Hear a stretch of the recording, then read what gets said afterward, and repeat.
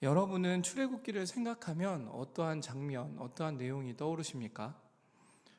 갈대 상자에 놓인 아기, 이집트 왕자 모세, 하나님이 이집트에 내린 10가지 재앙, 홍해가 갈라지는 구원 등 대부분 이러한 사건을 떠올리실 것입니다. 그런데 지금 언급된 것과 다르게 출애굽기에서 가장 많은 부분을 차지하고 있는 것이 있는데요. 그것은 출애굽기 25장부터 31장까지, 35장부터 40장까지 무려 13장에 걸쳐 성막에 관련한 내용을 할애하고 있다는 사실입니다. 왜 출애굽기에서 이렇게나 많은 부분을 그리고 반복적으로 성막에 대해 기록하고 있는 것일까요? 성막에 관련된 내용을 출애굽기 속에서 차지하고 있는 위치적인 의미를 보자면 출애굽 후 광야 생활 속에 만들어진 것을 볼 수 있습니다.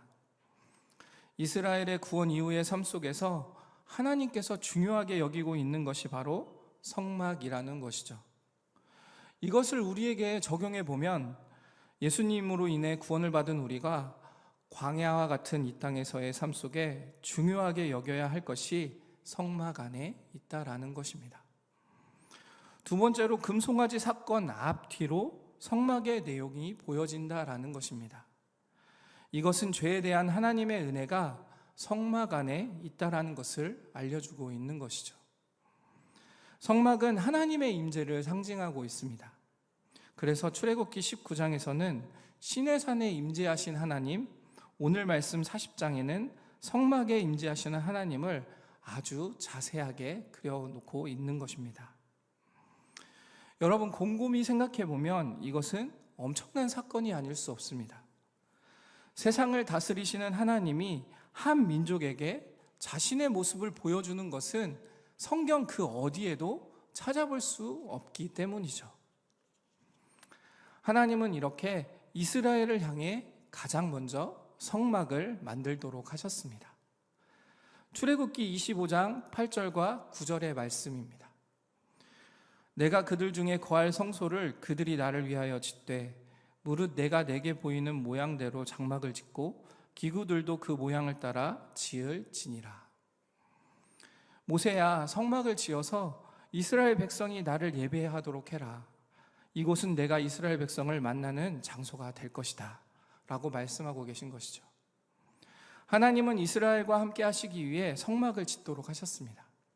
그런데 성막을 짓는 것은 그리 쉬운 일이 아니었습니다. 성막을 지을 재료들을 구해야 했고 그 일을 실행해야 할 인력이 필요했습니다. 그리고 하나님께서 말씀하신 모양대로 만들어야 했습니다. 성막이 지어져 가는 과정을 통해 우리는 하나님의 일이 진행되어지는 과정 속에 하나님께서 어떠한 부분을 중요하게 여기고 계시는지를 깨닫게 됩니다. 먼저 성막을 지을 재료를 구해야 했습니다.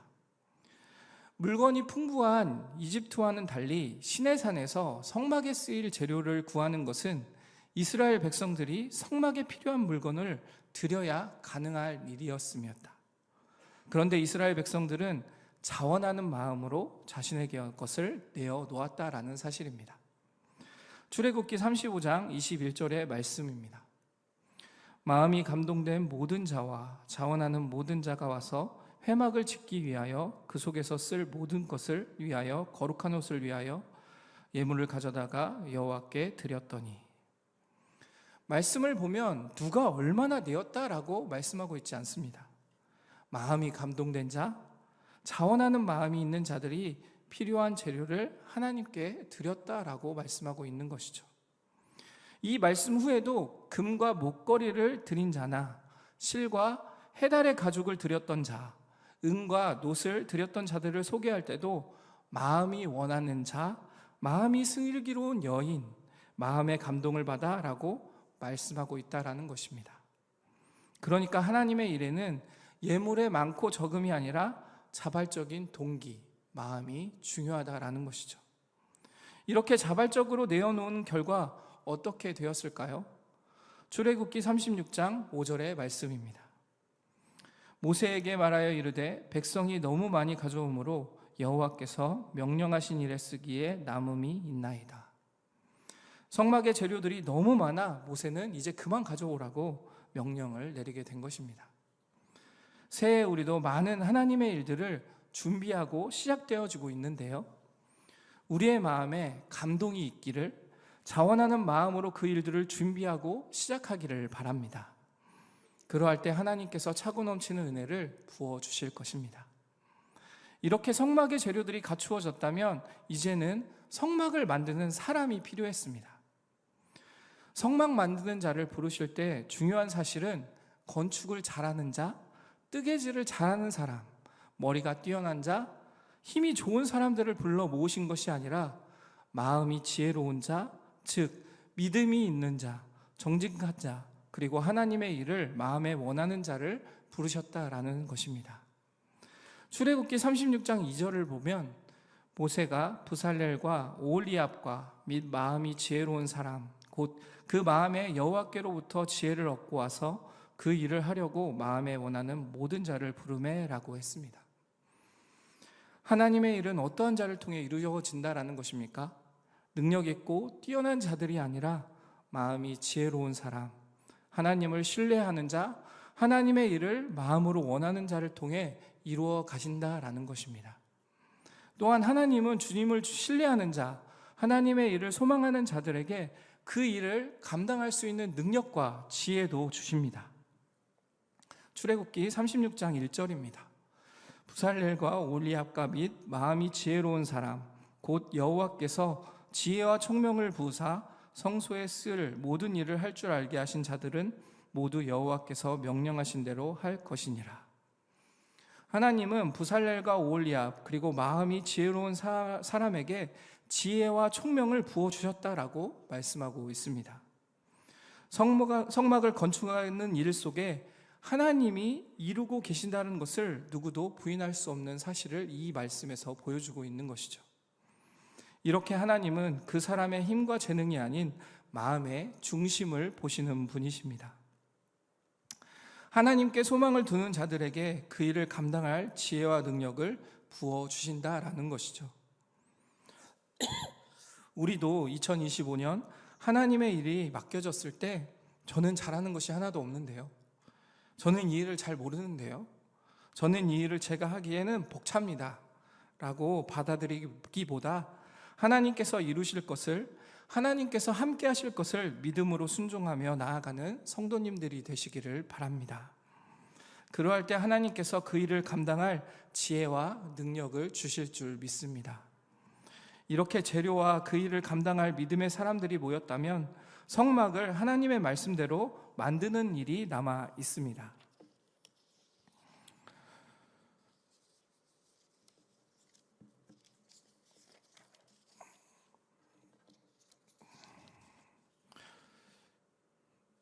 성막을 만드는 일에는 하나님이 주신 지혜와 총명을 발휘하여서 좀 더 화려하게, 좀 더 크고 웅장하게 모든 것을 최고급 재료로 만들지 않았습니다. 여호와께서 모세에게 알려주신 크기대로, 알려주신 모양에 따라 말씀하신 조각목으로 성막의 기둥, 증거계와 번제단, 떡상 등을 만들었습니다.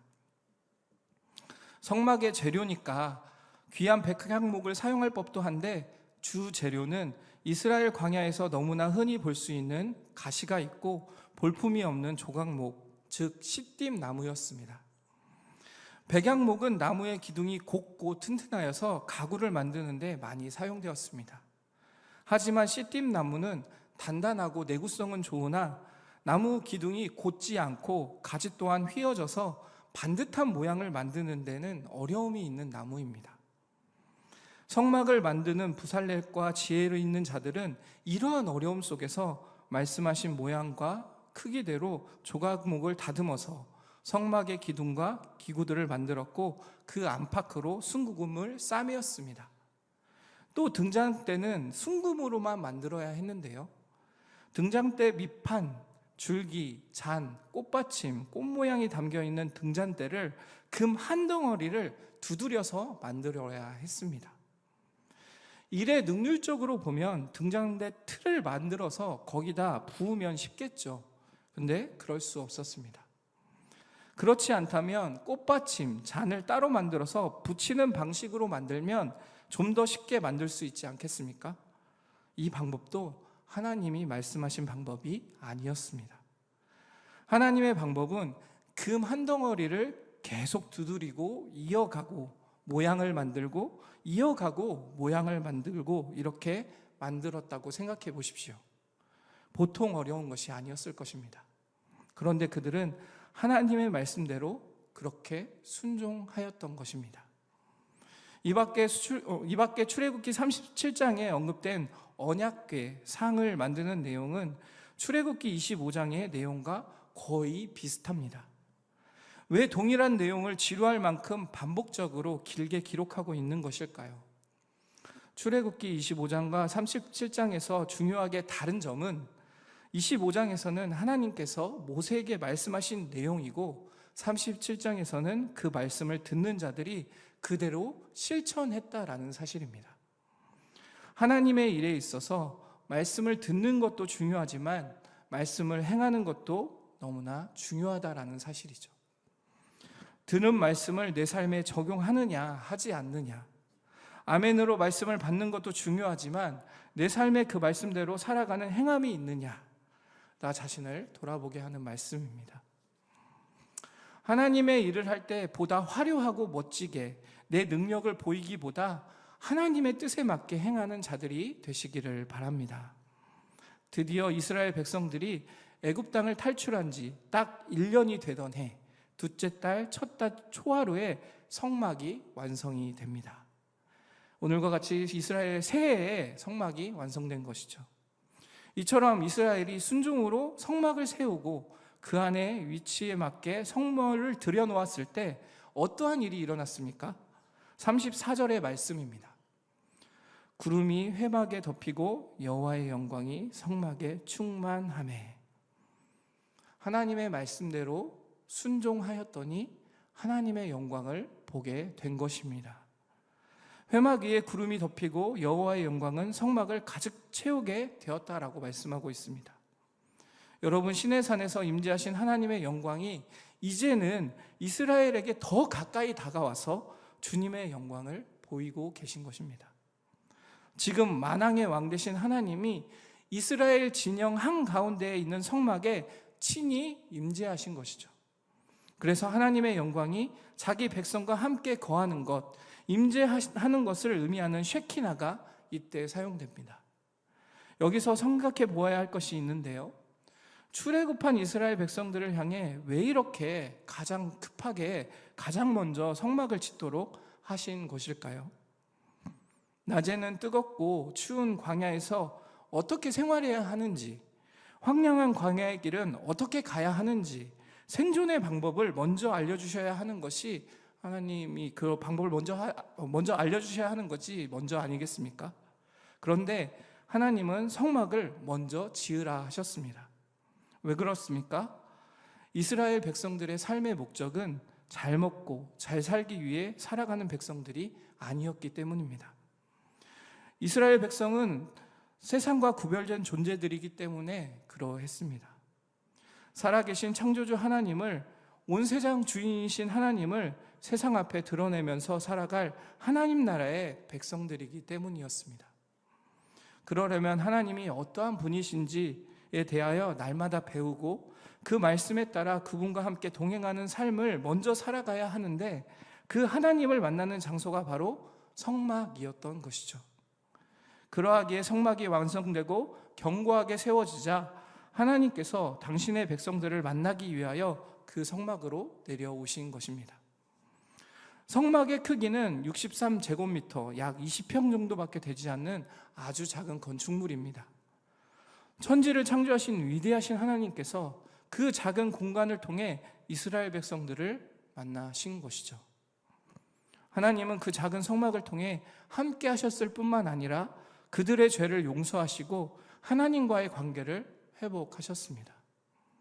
이러한 은혜와 사랑을 묵상하다 보면 누가 떠오르십니까? 하늘의 영광을 버리고 우리의 죄를 위하여 이 땅에 오신 예수님의 사랑이 떠오르지 않습니까? 당신의 사랑하는 백성들을 구원하기 위해 이 땅 가운데 오셔서 하나님의 함께하심을 보여주신 임마누엘의 예수님, 당신의 사랑하는 백성들을 위해 십자가에 달려 그들의 죄를 사하여 주신 예수님, 그러하기에 예수님께서 십자가에 달려 죽으실 때 지성소의 휘장이 찢어진 것이죠. 하나님의 사랑의 방법과 은혜는 주님의 낮추어 주심을 통해, 우리와 함께 하심을 통해 우리에게 전달되어져 왔음을 보게 되는 것이죠. 이렇게 성막이 세워진 이후 성막 위에 구름 기둥이 나타났다는 것을 알 수 있는데요, 35절의 말씀입니다. 모세가 회막에 들어갈 수 없었으니 이는 구름이 회막 위에 덮이고 여호와의 영광이 성막에 충만함이었으며, 이스라엘 백성들은 구름이 성막을 덮을 때 하나님께서 성소에 임재하고 계심을 볼 수 있었던 것입니다. 이 밖에도 성막 위에 나타난 구름 기둥은 이스라엘 백성들을 광야에서 인도해주는 역할 또한 했습니다. 36절과 37절의 말씀입니다. 구름이 성막 위에 떠오를 때에는 이스라엘 자손이 그 모든 행진하는 길에 앞으로 나아갔고, 구름이 떠오르지 않을 때에는 떠오르는 날까지 나아가지 아니하였으며, 구름이 성막에 떠오르는 날에는 이스라엘 백성들이 머물러 있던 자리를 거두고 구름이 인도하는 곳으로 따라갔습니다. 그리고 구름이 멈춘 곳에 또다시 진영을 세웠습니다. 또한 구름이 떠오르지 않고 머물면 그것이 하루이든 이틀이든 한 달이든 계속 같은 곳에 머물러 있어야만 했습니다. 이처럼 구름은 이스라엘 백성들이 언제 나아가야 할지, 언제 멈춰서야 할지 가르쳐주고 인도해주는 역할을 한 것이죠. 이렇게 이스라엘 백성들은 구름을 통해 하나님의 임재와 인도를 경험하며 살았습니다. 그렇다면 그들이 하루 일과 중 가장 먼저 하는 것이 무엇이었겠습니까? 성막 위에 구름이 떠올랐는지 확인했을 것입니다. 하루 일과 중간중간에도 하루를 마무리하면서도 구름의 위치를 확인했을 것입니다. 주님의 뜻이 가라 하면 가고 멈춰서라 하면 멈춰 섰던 것이죠. 하나님께서 함께 하심을 늘 바라보며 주님과 함께 동행하는 기쁨을 누렸던 것입니다. 우리가 새해에 가장 먼저 회복해야 할 것은 하나님의 함께 하심을 소망하는 것입니다.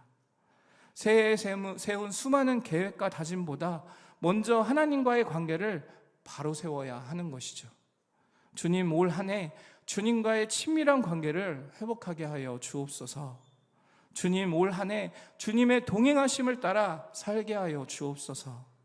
이것이 우리가 품어야 할 마음이지 않겠습니까? 그래서 출애굽기 마지막 38절은 이렇게 말씀하고 있습니다. 낮에는 여호와의 구름이 성막 위에 있고 밤에는 불이 그 구름 가운데 있음을 이스라엘의 온 족속이 그 모든 행진하는 길에서 그들의 눈으로 보았더라. 이스라엘의 둘째 새해 시내산을 떠나 광야의 여정을 시작하는 발걸음을 옮길 때 이스라엘 백성의 눈으로 직접 하나님이 함께 하심을 보았다라는 것입니다. 성경은 가나안 땅까지 얼마나 남았는지, 구름 기둥이 얼마나 큰지, 불 기둥이 얼마나 따뜻한지에 대해 초점을 맞추고 있지 않습니다. 그들에게 있어 가장 중요한 것은 하나님께서 광야의 여정 속에서 함께하고 있음을 온 이스라엘이 보았다라는 것입니다. 하나님에 대해 알아갔고 주와 함께 동행하는 기쁨을 누린 것이죠. 그래서 출애굽기 마지막은 이스라엘이 하나님의 인도하심과 함께하심을 경험하며 시내산을 떠나 가나안을 향해 나아가는 새로운 출발로 끝이 나고 있습니다. 너무나 막막한 광야의 길이지만, 그 여정이지만 하나님만을 바라보며 나아가고 있는 것이죠. 오늘 말씀을 통해 우리는 하나님께서 이스라엘을 향한 크신 사랑을 보게 됩니다. 하나님은 이스라엘 백성들을 애굽에서 구원하시고 그냥 내버려 두시는 것이 아니라 성막을 통해 그들과 함께 하여 주신 것이죠. 험난한 광야의 여정 속에 성막을 짓도록 하여 그들을 인도하시고 함께하여 주신다는 것을 직접 보게 하신 것입니다. 그들의 삶에 하나님을 바라보는 것, 하나님과 동행하는 것이 가장 큰 축복이요 은혜임을 깨닫게 하신 것이죠. 이렇듯 우리의 인생 가운데 가장 중요한 것도 날마다 하나님과 동행하며 성령님의 인도하심을 따라 살아가는 것입니다. 2025년 한 해 우리는 세상의 계획을 세우기보다 먼저 얼마나 하나님과 교제하며 동행하며 나아갈 것인지, 하나님의 인도하심을 누리며 살아갈 것인지 기대하며 나아가는 성도님들이 되시기를 바랍니다. 2025년 한 해를 마무리할 때 분주함 속에 하나님 앞에 나아가지 못했고 주님의 말씀보다 세상의 즐거움을 따라 살아갔던 나의 모습을 또다시 회개하기보다 우리의 마음을 다시 새롭게 주님의 얼굴을 구하는 저와 여러분들이 되시기를 바랍니다. 삶의 목표를 내가 원하는 삶의 소망을 꿈꾸는 것보다 하나님과 동행하는 것, 성령님의 인도하심을 따라 나아가는 것을 소망하며 이스라엘 백성들처럼 하나님이 함께 하심을 보게 되는 우리의 삶이 되기를 주님의 이름으로 축원합니다. 함께 기도하도록 하겠습니다.